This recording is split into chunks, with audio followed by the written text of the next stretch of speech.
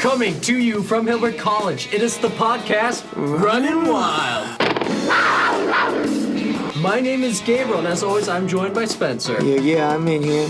Thank you for tuning in this week. There were so many great football games over the weekend, and some of us in studio nailed it with our picks. A little vindication over the weekend. A lot of credibility.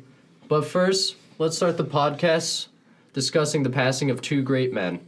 Arnold Palmer and Jose Fernandez.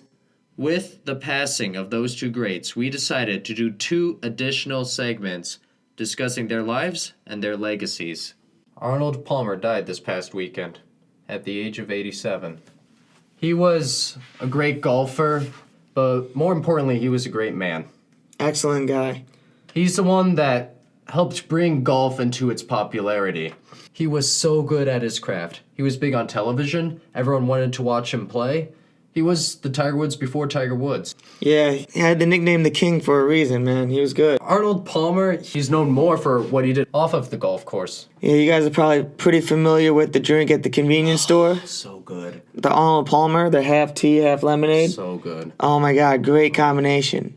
What a genius. Hopefully our advertisers aren't mad at us right now. Shout out to Arizona for making the beautiful drink. He was a good man. He was very friendly. Everyone wanted to watch him. Everyone wanted to get to know him. And the world has truly lost someone great. Yeah, every time you see him on TV, either giving Tiger Woods a hug or something, he always spread cheer and happiness and laughter all around him. Joining us at Hilbert College in studio is Win. He plays baseball here at Hilbert. Win, how are you doing? I'm doing pretty good. How are you guys? You know, it's pretty solid. We brought you on to discuss the passing of Jose Fernandez. Would you please care to talk about it? It's obviously a very sad and emotional event, especially for people, down in South Beach and for, his home country in Cuba. The reason why I think he's, deeply missed is obviously for the game of baseball, but it goes a little bit beyond that.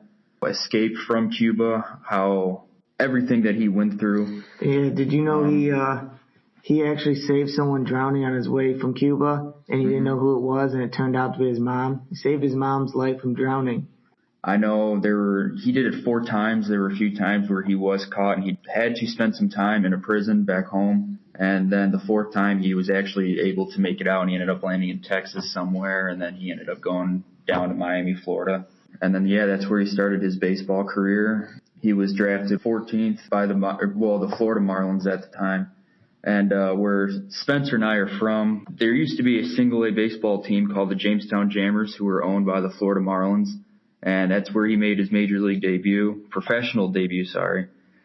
And So you got to watch him play when he made his debut or around then? Spencer was at the game to watch him I got pitch. to watch him play there. It was pretty fantastic. Right out the gate, did he look like he had a lot of potential? Oh, he looked amazing. How much will Jose be missed in baseball? I mean, he had a huge impact on the game. He was looked at by a lot of the writers that that he brought fun back to the game of baseball. Mm-hmm. He always had a smile on his face. Could you explain that to our audience? When people watch baseball, they get kind of bored. They don't really want to sit there for 9 innings. Jose would always go crazy in the dugout. He'd be jumping up and down. He'd be hugging his teammates. And when he was out on the mound pitching, another thing people might have, not liked him for, but he also had like a cocky kind of attitude. But he just had fun with the game. And No Marlin will ever wear his number 16 ever again. They retired his jersey number?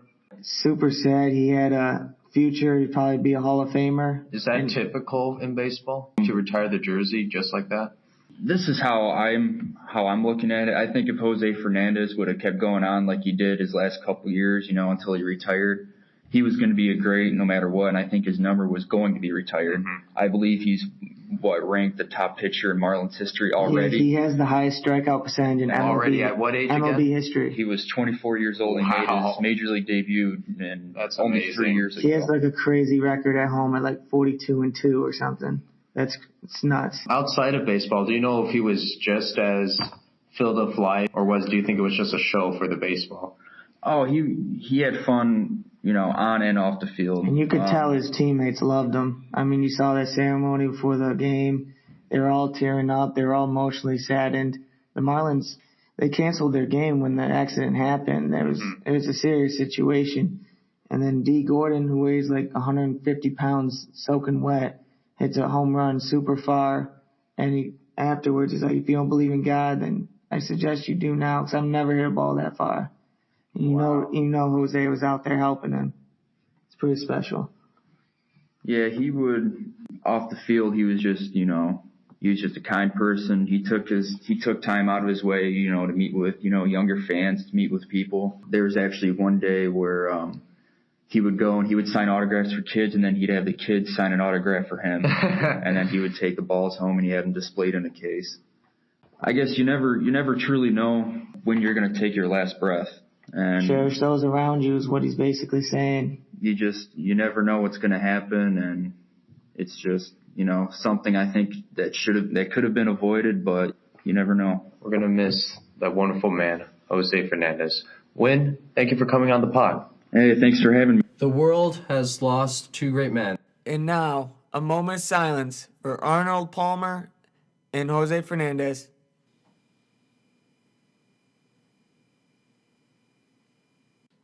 Joining us on the pod now are our guests from last week, Pelly Maloney, and last but not least, Travis.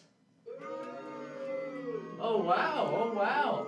A little hostility from our live crowd today. So Travis, So Gabriel, great week of college football. indisputably. Oh yeah, what'd you think of the Tennessee game? I think I owe you an apology. Accepted. Yeah, I couldn't have been more wrong. I know. But that was quite a halftime speech there by Tennessee, if I must say. I must admit, I was concerned at halftime. I would say so. How about that Wisconsin win though? That was pretty incredible. Their defense, I think their defense could play in the NFL. I do too. Definitely could replace the Browns defense. Easily. Easily. All right, better luck next week, Travis. Maloney, you had some good picks calling the Redskins. Also, does A.D. Lacy still have his hiking boots on? Oh, yeah, for sure. Now that he's got started, he didn't find the end zone last week, but he had 17 rushes for 103 yards. I believe if he can find the end zone, he'll be a huge point scorer for the Packers. Pelly, you called the Cardinals' loss to the Bills. Was that pick out of pure fandom, or what made you pick the Bills? I think Carson Palmer was due for another bad game, and Anthony Lynn deserved his shot and he took advantage of it, being the new offensive coordinator. Fair point. Good predictions by most of our cast last week. Listen, Gabriel, What? I had a tough week. That's why I'm back.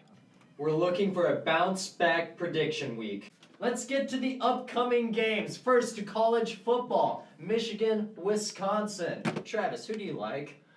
Gotta go with Wisconsin here. Their defense is incredible. I know Michigan and Jim Harbaugh, they're going to be coming out big, but Wisconsin's defense, I don't see them score more than 20 points. Here's the thing, Travis. You are correct. Michigan hasn't really been tested this year. Wisconsin, 2 impressive wins. One against LSU and one against Michigan State. Benefit of the doubt, I'm giving it to Wisconsin until they show me otherwise. I'd have to agree. Although the game is at the Big House in Michigan, and they are a 10-point favorite, It is. I'm going with I'm Wisconsin calling the upset. all day. Oh yeah. I'm glad we agree.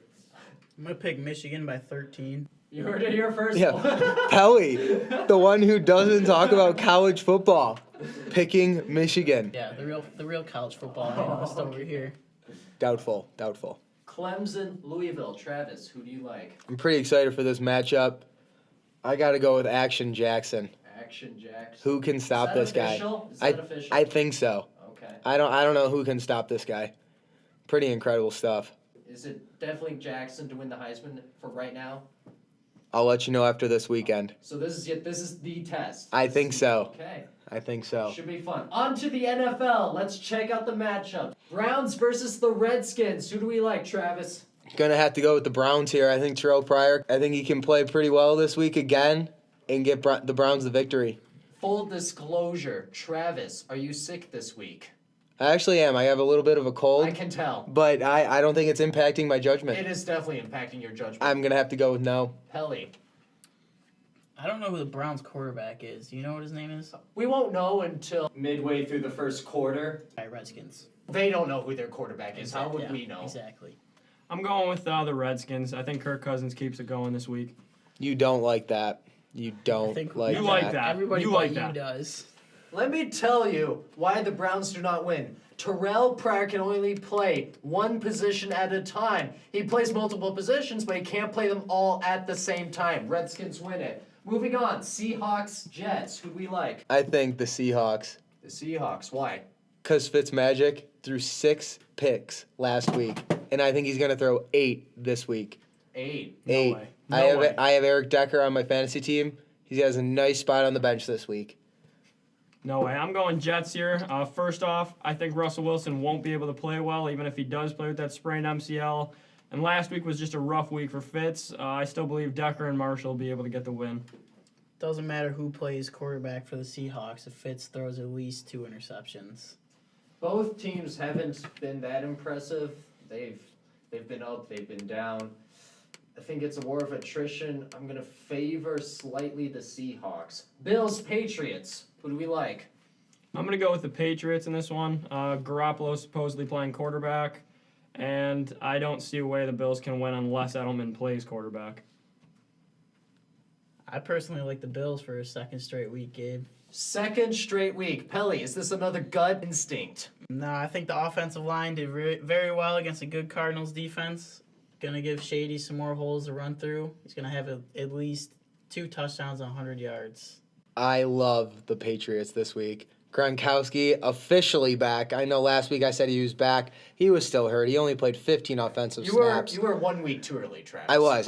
Yes. But now, perfect timing. Gronkowski's back. Garoppolo's back. Be ready. The Bills, they had a sloppy start to begin with last week. The Cardinals just turned the ball over to the Bills so much. The Patriots won't beat themselves.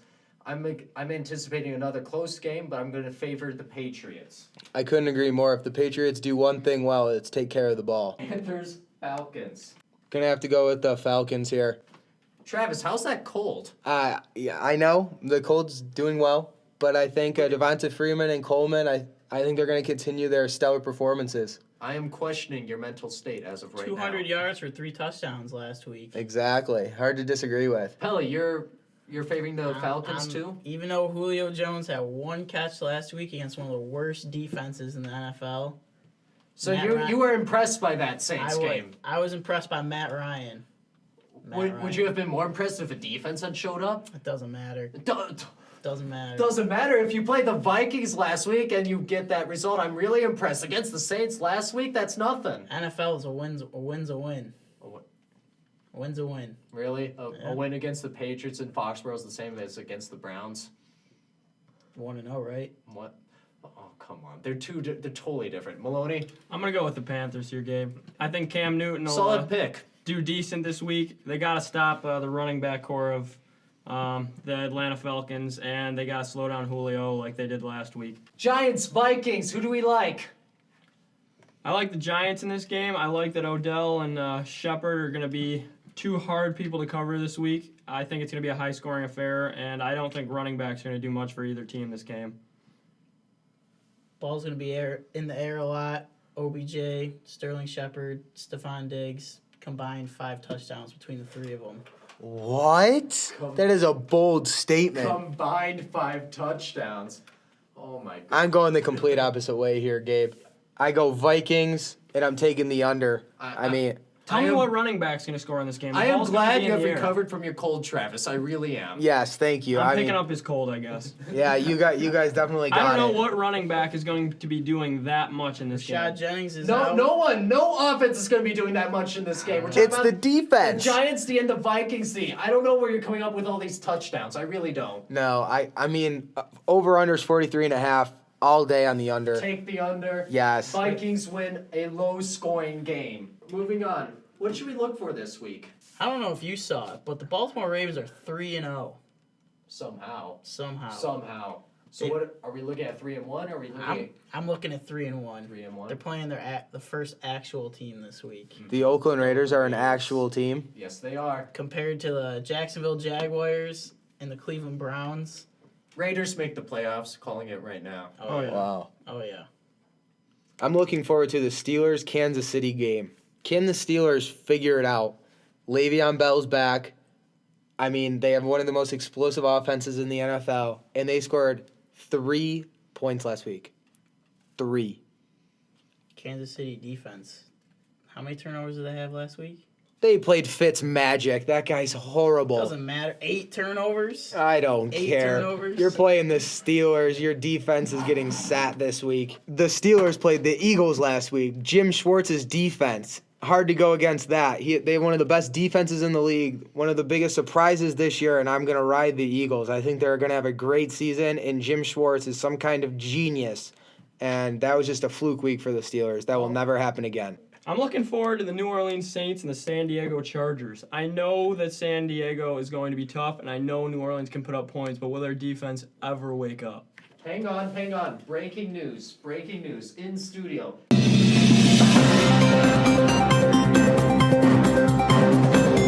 So Music Studio. Dez Bryant has a hairline fracture in knee. Day to day. What does that mean for the Cowboys? Zeke gets 40 carries.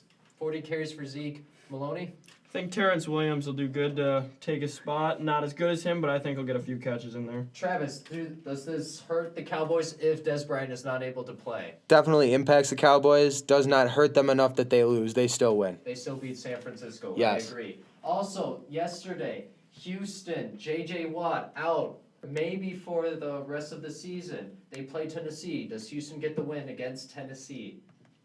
Houston does get the win. J.J. Watt's been irrelevant this year. I don't even know if he played Thursday night against the Patriots. I sure didn't see him. Yeah, no, I had no idea if he was on the field. And they're playing the Titans. I mean, Marcus Mariota is Bum. struggling, to say the least. He's not a bum. He's a project, I think. I mean, it doesn't help when he's only got one receiver and it's his tight end. And he's out as well this week. Houston is going to take them easily with Lamar Miller and DeAndre Hopkins. How about for the rest of the season? What will J.J. Watt's absence mean to the Texans? Brock Osweiler's going to have to score a lot of points. I agree. They have a tough schedule coming up. Vikings, Colts, Broncos, Lions, Raiders, Packers. They have a tough schedule. I might as well chalk this year up as a waste. I have to agree. If you're pinning your hopes to Brock Osweiler for your franchise, Even if they win this week and they start 3-1, yeah, if you go 3-1 and then lose your next 6, you're still... I don't know. It's a pretty good start. Could get some confidence going. Wow, you are optimistic this Yeah, week, he Pelly. definitely got my cold. All right. Moving on. What players should we look for this week? Ask me. I think Kobe Fleener is the man to watch this week. Last week was his first week playing totally healthy. Drew Brees gave him 7 catches, 109 yards, and a touchdown. This man is awake, and he is well. Watch out for him. Against the Chargers, if he's awake for that game, good, but won't mean too much. Not really a bold prediction there, if you ask me. Find out, boys. He'll score a touchdown this week. I won't give you rock climbing boots. I'll give you a pair of sneakers for that one. No, I want the Untied. I want those moon shoes actually, because he's going straight to the moon. All right.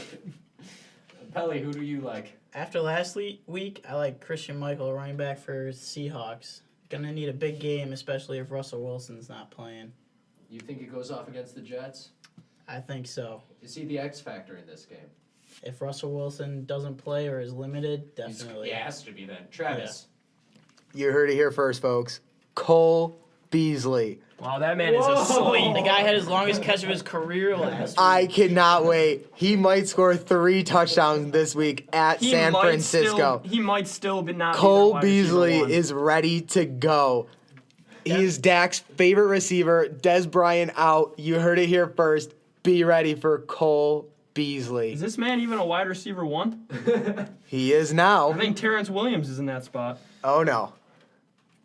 I think Zeke might catch more passes than him. Well, that does it for this week, folks. Guys, thanks for stopping by the studio. Thanks for having us. Our final guest today on the pod is Lauren Carlin. Lauren, welcome to the pod. Thank you so much for having me, Gabe. So you're a student here at Hilbert. Would you like to tell us a little bit about yourself? Sure, I am a sophomore, and I am a business management major. I'm involved with many activities. There's 10 programs. Would you like to hear them? I would love to hear them. Okay, so I'm in the honors program. I'm in the leadership scholarship program. I am in Phi Beta Lambda, Enactus, Rotaract, Campus Activities Board, Franciscan Spirit Club, doing 2 major service projects. Something else that is escaping my mind right now. There's so many I can't even remember. The thing about that too is for you is these aren't clubs like, oh, pick up basketball and let's go color every Wednesday. These are real resume builders. They're real impactful to the community. It's impressive that you're able to keep it all together, Lauren. Yes, barely. So Lauren, you're going to be going to the Dominican Republic? Yes, that is correct. I'm going to the Dominican Republic in January, January 5th through the 12th for a week, doing service there. I am in charge of 2 separate programs and 2 separate projects, and one I want to talk about today is called Pack a Plane. Now, this is also within Hilbert Enactus and Rotaract, 2 programs I'm also involved with, and a Business 200 course. Tell me about Pack a Plane, please. Pack a Plane is collecting school uniforms and school supplies for the students of Bani in the Dominican Republic. So all the donations are shipped by a Denton program, which we're kind of collaborating with. And this is a non-for-profit organization, and it's dedicated to the community of Bani. So we're going to collect the uniforms, school supplies, and we're shipping it on a plane to Bani. So we're asking surrounding communities such as Catholic high schools around the area, churches, Boy Scout troops, Boys and Girls Club to collaborate with us.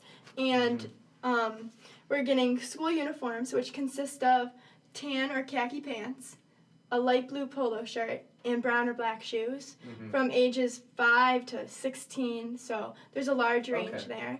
And then also school supplies. So what kind of school supplies? So that would be like backpacks, lunch boxes, notepads, papers, pens. So if people wanted to help you out, where should they donate this stuff to? They could go directly to me, so they can contact me by my email, which is lcarlin, CARLIN, at Hilbert, HILBERT.edu. Okay.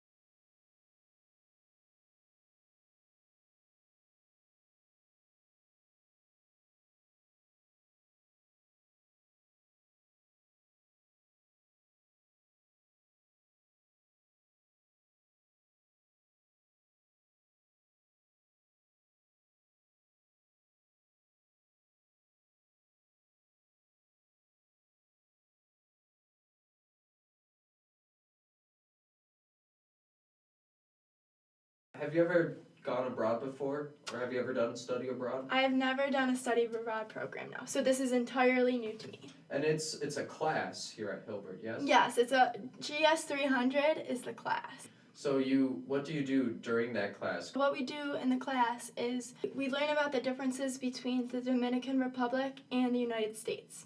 The differences between poverty rates, the ethnic groups, the religion, the literacy rates, etc. For our audience, would you mind telling us some of the differences? Sure. So the economic GDP, which is the gross domestic product, per capita, so per person, in the United States is about $55,000. Okay. However, in the Dominican Republic, it's about $6,000. Wow. What are you hoping to get out of this trip, or do you have any expectations for this trip?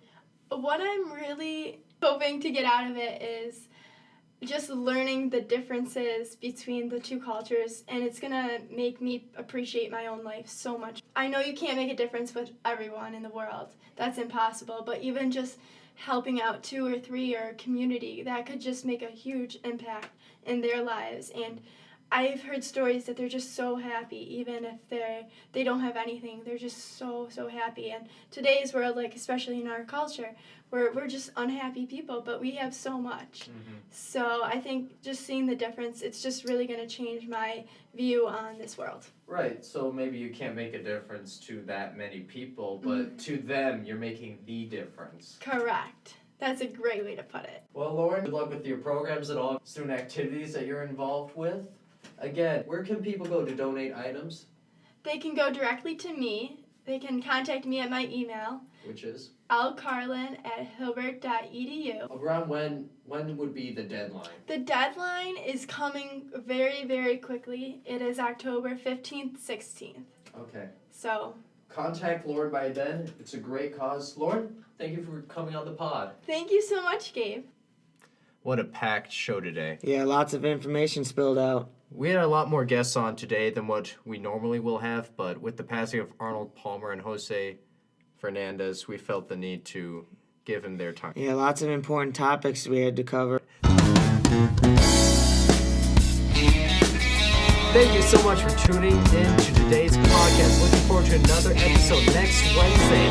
This has been the podcast Running Wild.